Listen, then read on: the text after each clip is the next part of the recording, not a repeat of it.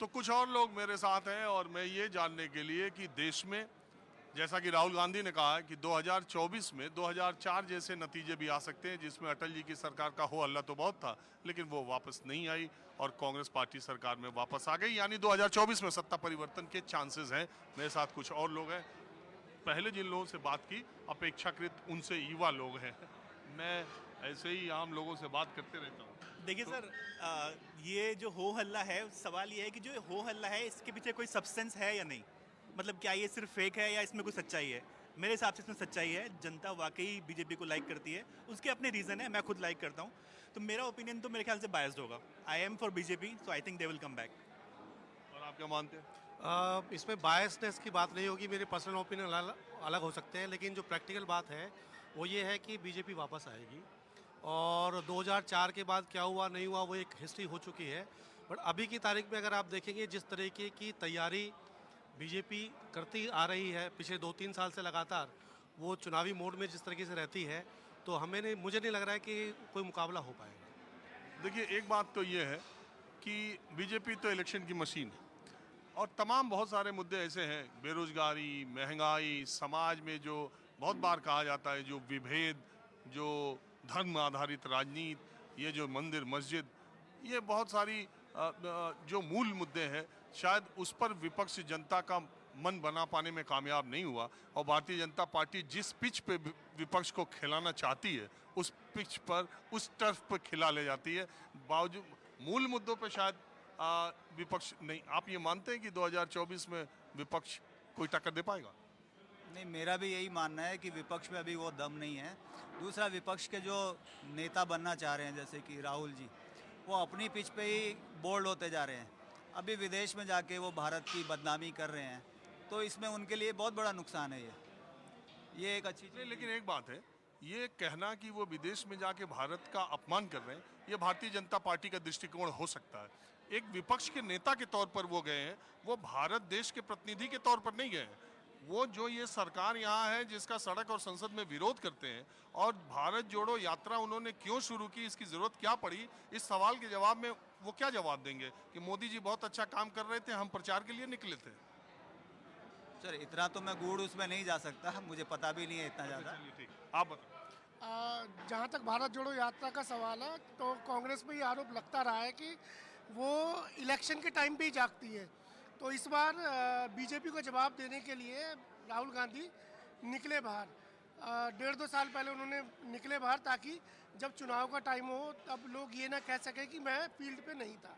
सिर्फ इतना मुद्दा आज भी वही है लीडरशिप का, कि मोदी के अगेंस्ट कौन है। 2014 में भी वही था, 2019 में भी वही है, 2024 में भी यही मुद्दा है कि मोदी के अगेंस्ट कौन लीडर है। वो आज यही बात वो कह रहे हैं और यही बात बहुत लोग कहते हैं कि यही बात 2004 में कही जा रही थी कि अटल जी के खिलाफ चेहरा कौन है। नहीं, तब देखिए, अटल जी एक आदर्श नेतृत्व की बात कर सकते हैं, शाइनिंग इंडिया की उस टाइम बात होती थी। लेकिन ये मोदी जी हैं, इनको सोशल कैंपेनिंग करना, इनको कैसे मैनेज करना है, वो चीज़ें पता है कि अगर हम काम कर रहे हैं तो उसको कैसे गिनाना है, कैसे बताना है, वो पता है। अटल जी में वो बात नहीं थी। वो ये था कि ये हुआ तो ये हुआ, सीधा सपाट बात करते थे। लेकिन ये है कि ये मार्केटिंग स्ट्रेटेजी कैसे बनानी है, ये इसमें मोदी जी और उनकी टीम, उसमें उनके सामने किसी का जो तोड़ नहीं है। किसी का तोड़ नहीं है। आप क्या मान? मैं सर ये मानता हूँ कि बीजेपी को हराना मुश्किल है, पर एक तरीके से हो सकता है अगर सारे अपोजिशन मिल जाएं और बीजेपी के खिलाफ अपोजिशन का एक ही कैंडिडेट खड़ा हो। ये ना हो कि समाजवादी भी खड़ी है, बीएसपी भी खड़ी है, ममता जी भी खड़ी है। बीजेपी के अगेंस्ट सिर्फ एक कैंडिडेट हो, अपोजिशन सब मिल जाएं, तभी मुमकिन है। और शायद मुमकिन हो भी सकता है। ये वोट जो बढ़ जाता है वो नहीं बटेगा, और बीजेपी का जो भी वोट परसेंट शेयर है 40%, 50%, उसके अगेंस्ट में 55%, 60% भारी पड़ेगा। तो वो एक स्ट्रेटजी है जिस पर अगर अपोजिशन मिलकर काम करे और बीजेपी के कैंडिडेट के खिलाफ एक ही कैंडिडेट उतारे अपना, तो ये मुश्किल। आपको लगता है कि देश के आम आदमी के दिमाग में इस तरह की भावना है कि अगर सब एक हो जाएं तो इनको हराया जा सकता है? तो सर कैंडिडेट एक ही होगा तो ऑफकोर्स वो दोनों में से एक को चुनेगा। तो अगर वो बीजेपी को नहीं चुन रहा है, अपोजिशन का एक ही कैंडिडेट खड़ा है, तो उसको चुनेगा। और इस तरीके से मुमकिन हो सकता है। जुगाड़ सिस्टम है कि एक जुगाड़ सिस्टम है कि एक ऐसा कैंडिडेट लाया जाए कि मतलब सब पार्टियों का एक कैंडिडेट बीजेपी के कैंडिडेट के खिलाफ खड़ा। ऐसा एक प्रयोग हो चुका है जब देश की ज़्यादातर पार्टियां जेपी के आंदोलन के समय में इंदिरा को हराने के लिए एक हो गई, यहाँ तक कि भारतीय जनता पार्टी का जनता पार्टी में विलय हो गया, अपनी पार्टी को मर्ज कर दिया।